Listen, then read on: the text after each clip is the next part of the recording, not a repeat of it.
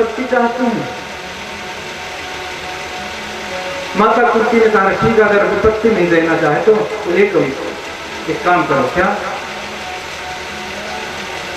जो ये मेरा और तुम्हारा मेरा का जो संबंध है ये आप नष्ट मिटा दीजिए। भगवान ने माता कुंती को भक्ति का वरदान दिया और वहां से प्रस्थान कर गए।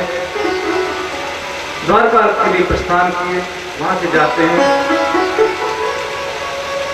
भगवान ने सोचा कि अभी मेरा एक परम भक्त लाडला भक्त अभी शेष है, जिसकी मुक्ति होना शेष है। एक दिन भगवान समाधि में बैठे थे और महाराज युधिष्ठिर जाते हैं भगवान को प्रणाम करने के लिए। भगवान को जब प्रणाम करने के जाते भगवान के नेत्र से आंसू बह रहे थे। युधिष्ठिर ने पूछा, कुछ देर बैठे रहे, फिर जब भगवान के नेत्र खुले भगवान से पूछा, भगवान आप किसका ध्यान कर रहे हैं और आपको क्या कष्ट है जो आपके आंसू बह रहे हैं, आप क्यों इस प्रकार से उदास बैठे? भगवान ने कहा, युधिष्ठिर मेरा एक परम लाडला भक्त है, युद्ध क्षेत्र में अभी सरसैया पर लेटा हुआ है और वो मेरी राह देख रहा है। हमको चलना चाहिए उनके पास। और पांचों पांडवों को लेकर के, द्रौपदी को लेकर के भगवान भीष्म पितामह के पास जाते हैं। और भीष्म पितामह ने जैसे ही देखा, भीष्म पितामह कहते हैं, सदैव देवो भगवान प्रतीक्षता कलेवरम यावदिदं हिनोम्यहम्। ठहरिए, आप वहीं ठहर जाए। सदैव देवो भगवान प्रतीक्षता, हे भगवान अभी आप प्रतीक्षा कीजिए, अभी तक आपने मुझे प्रतीक्षा कराया है, अब मैं आदेश देता हूं कि आप प्रतीक्षा कीजिए। भगवान ने सोचा पता नहीं कब तक प्रतीक्षा करें, इनको तो इच्छा मृत्यु का वरदान मिला हुआ है, अब पता नहीं कब तक हमारा एक प्रतीक्षा कराएं। भगवान से भीष्म पिता कहते परेशान मत होइए, जब तक यदेवरम काल इदं यदोम, जब तक मैं अपने शरीर को न छोड़ूं तब तक आप प्रतीक्षा कीजिए। भगवान ने कहा, पितामह आप अपने इन पुत्रों को भी कुछ उपदेश करें, इनका भी कुछ मार्गदर्शन करें। भीष्म पितामह ने उपदेश किया, हे युधिष्ठिर अब तुम राजा बन गए हो और राजा का कर्तव्य होता कि संपूर्ण प्रजा का पालन करना और एक नजर होनी चाहिए उसमें। और ध्यान देना पुत्र, कभी भी कोई भी शरण में आ जाए उसकी रक्षा करना, और किसी निरपराध के साथ अगर अपराध हो रहा है किसी की भी प्रकार से तो उसकी रक्षा करना। और एक बात और ध्यान देना कि हमेशा दान करते रहेंगे, दान करने से धन की शुद्धि होगी पुत्र। इस प्रकार से समझा करके राजधर्मान स्त्री धर्मान भक्त धर्मान, राजधर्म का उपदेश किया, स्त्री धर्म का उपदेश किया। स्त्री धर्म का उपदेश कर रहे थे पितामह कि उसी समय द्रौपदी वहीं पर खड़ी हुई थी। पितामह कहते हैं कि हे पुत्र कभी भी किसी स्त्री का अपमान हो तो उसको सहन नहीं करना, उसको देखना नहीं और उसका प्रतिकार करना। और कहते हैं उसी समय द्रौपदी को हंसी आ गई जब इस प्रकार से भीष्म पितामह उपदेश कर रहे थे। भीष्म पितामह ने देखा, सभी लोग की नजर द्रौपदी की ओर चली गई। भीष्म पितामह ने कहा कि अरे देवी पुत्री तुमको हंसी क्यों आ गई? अरे इतनी बड़ी सभा में किसी की मजाल नहीं जो मैं उपदेश करूं और कोई हंस दे, कोई बोल दे, अब तुमको हंसी आ गई। द्रौपदी घबरा गई, डर गई और तो बोली नहीं पितामह कुछ ऐसी बात नहीं थी, ऐसे ही हंसी आ गई। द्रौपदी से भीष्म पितामह के नहीं बेटी, कुछ ना कुछ तो कारण है जो आप मुझसे छुपा रही हो, तुमको बताना ही होगा।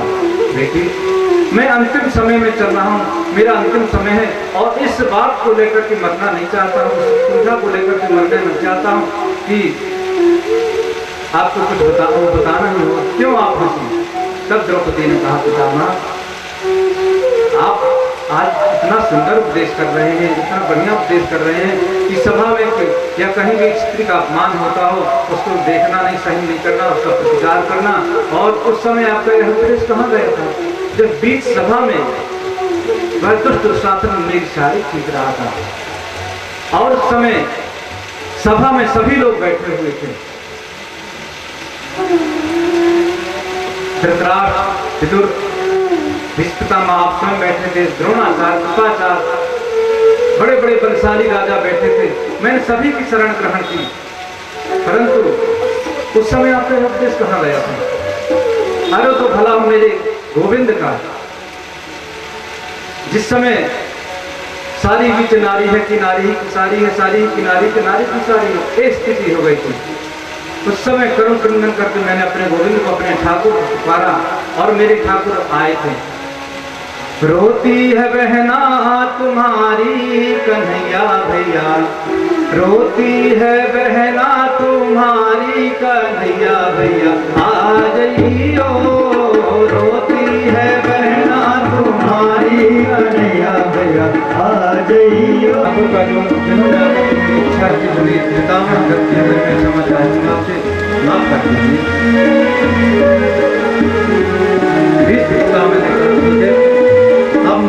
अब मुझसे कोई बात नहीं करेगा। अब मैं कुछ अपने गोविंद से कुछ बात करना चाहता हूँ, इनसे कुछ बात करना चाहता हूँ, उनसे मिलना चाहता हूँ। कलिंग ने कहा ठीक है, मुझे कोई स्थान दे दीजिए जहाँ मैं सुरक्षित रह सकूँ। तब स्थान दे देते हैं।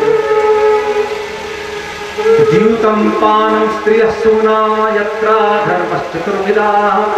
मैं तुमको 4 स्थान देता हूँ। जीवितम पानम स्त्रियः सूनम, जहाँ जुआ आदि होता है वहाँ तुम्हारा निवास है।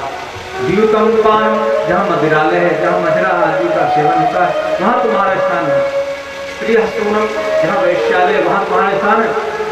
असून अर्थात जहाँ हिंसा होती है, कसाई खाने में तुम्हारा स्थान है।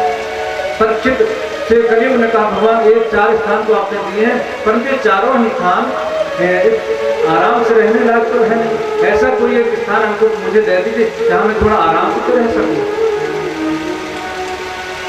परीक्षित के मुख से अचानक निकल गया, ठीक है हम तुमको एक और स्थान देंगे स्वर्ण। और कलियुग को स्थान मिल गया स्वर्ण। परीक्षित वहां से आते हैं अपने राज्य में, राजभाष संभालने लगे, राजभाष संभालने लगे। एक दिन की बात है, परीक्षित ने सोचा कि देखो मेरे खजाने में मेरे पितामह बाबा लोगों ने क्या क्या इकट्ठा करते रखा है मेरे लिए, क्या क्या संपत्ति इकट्ठी करती रखी विरासत में। और जाते हैं अपने खजाने में देखने के लिए। एक बड़ा ही सुंदर सिंदूक पेटी रखी हुई थी, बक्सा रखा हुआ था। परीक्षित ने कहा अपने सेवकों से, अरे इसमें क्या रखा हुआ? सेवकों ने, जो बुजुर्ग सेवक थे, बोले महाराज ये आपके बाबा लोगों के समय की पेटी है, इसको खोलना ठीक नहीं। उन्होंने मना किया था इसको खोलने के लिए। परीक्षित ने कहा नहीं खोलो, देखते हैं इसमें क्या है, क्या ऐसा इसमें छुपा करके रखा। और खुलवाया, उसमें एक बड़ा सुंदर मुकुट रखा हुआ था।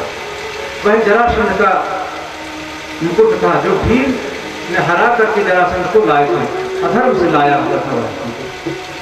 और उस मुकुट को लेकर के परीक्षित महाराज ने जैसे अपने सिर पर धारण किया कि कलियुग को मौका मिल गया और कलियुग उनके सिर में जाकर के विराजमान हो गया।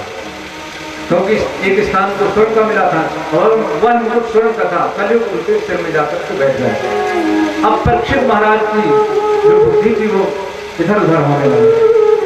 जो कभी शिकार नहीं करते थे, कभी दूसरों की हिंसा नहीं करते थे, आज उनके मन में शिकार करने की इच्छा हो गई। उन्होंने सोचा आज करना चाहिए शिकार करने के लिए, और शिकार करने के लिए जाते हैं सेवकों के साथ सुदूर जंगल में, घनघोर जंगल में पहुंच जाते हैं।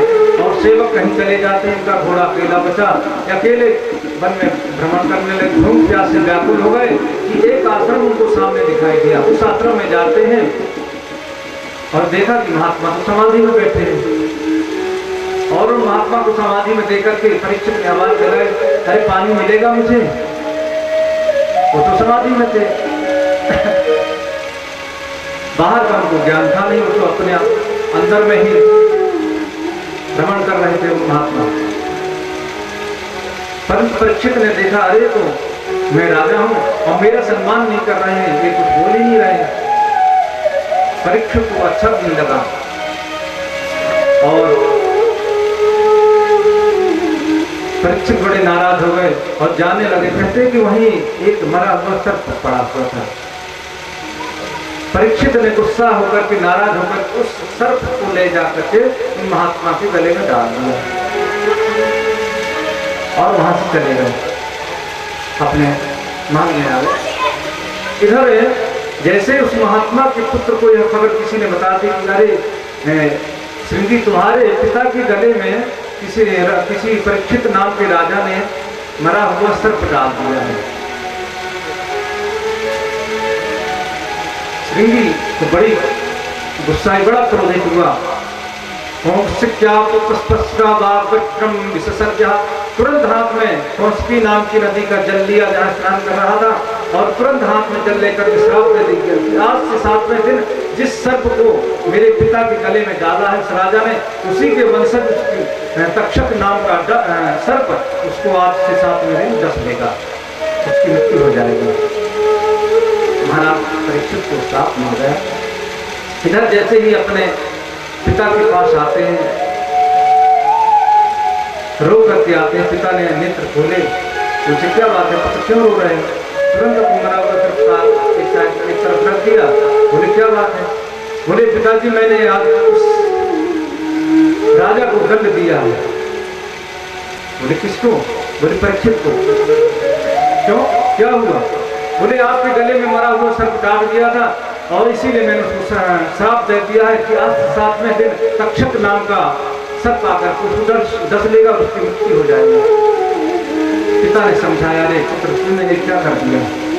राजा तो सार्वभौम होता है, मान लीजिए राजा आया था, उसका सम्मान होना चाहिए। हमारे आश्रम में सम्मान नहीं हुआ, कोई बात नहीं है, तुमको ऐसा कार्य नहीं करना चाहिए। राजा के न रहने पर प्रजा का कौन भरण पोषण करेगा? हर जगह चोर लुटेरे बढ़ जाएगा अगर राजा नहीं रहेगा। ये तुमने ठीक नहीं किया। और अपने एक शिष्य को, गौरमुख नाम के शिष्य को कहा जाकर परीक्षित से कह दो कि आज से 7वें दिन तक्षक नाम का सर्प आकर उसको डस लेगा, उसकी मृत्यु हो जाएगी। अपनी मृत्यु का उपाय वो सोच लें। और वह शिष्य जाता है, खबर भेजा महल में गई कि कोई महात्मा आए हैं। परीक्षित ने अपने महल में जाकर के जैसे वो मुकुट रखा था, तुरंत उनको आवाज उठा दी, मैंने बड़ा अपराध कर दिया है कि मैंने अच्छा नहीं किया, किसी महात्मा का अपमान किया है, परंतु अपमान तो हो चुका है। स्वागत किया परीक्षित ने। बोले क्या आदेश? बोली महात्मा, बोले हमारे गुरुदेव ने खबर भेजाई है कि उनके पुत्र ने आपको श्राप दे दिया है कि आज 7वें दिन आपको तक्षक नाम का सर्प डस लेगा, आपकी मृत्यु हो जाएगी। अब आपको जो भी उपाय करना है अपनी मृत्यु का, अपने आगे के भक्त जीवन का आप कर सकते हैं। परीक्षित ने कहा, महाराज ये तो श्राप नहीं है, तो वरदान है भगवान का। और परीक्षित ने सब कुछ छोड़ दिया, राजभार, अपने जन्मेजय को राजगद्दी पर बैठा दिया, अपने पुत्र को, और संपूर्ण वैभव राज सुख छोड़ करके, महलों के सुख को छोड़ करके, राजवस्त्रों को त्याग करके गंगा जी के तट पर आते हैं और गंगा के तट पर विराजमान। जैसे ही महात्माओं को यह खबर मिली कि परीक्षित को श्राप हो गया, बड़े बड़े महात्मा अत्रि वशिष्ठ चमनश्च गौतम ने मेधा देवरातो, अत्रि वशिष्ठ च्यवन मेधा आदि बड़े बड़े भृगुवादी महात्मा पधारने लगे। अरे इतने बड़े प्रतापी राजा को श्राप हो गया है। सभी का स्वागत।